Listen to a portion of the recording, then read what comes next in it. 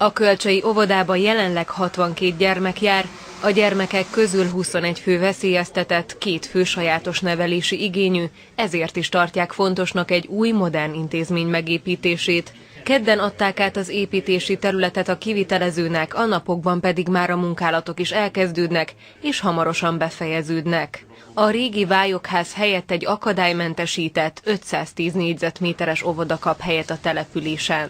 2012. augusztus 31-ére fog befejeződni a beruházás.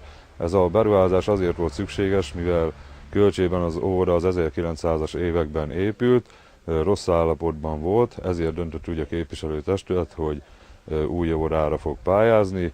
Egy 2 csoportszobás óvoda fog épülni, logopédia szobával, orvosi szobával. A gyerekek esélyegyenlőségének megteremtéséhez a pedagógiai programba beépítik a roma és a sajátos nevelési igényű gyermekek integrált nevelését. Továbbá biztosítanak majd egyéni felzárkóztató és fejlesztő foglalkozásokat is Kölcsén. Az uniós pályázaton nyert összeg 100 millió forint, ezt a településünk 8 millió 900 000 forint saját erőt vállalt be.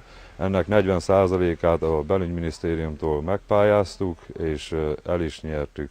Az új épület a későbbiekben a tervezett egységes óvoda-bölcsőde kialakítását könnyebbé teszi, és a projekt az önkormányzat fenntartási költségeit is csökkenti.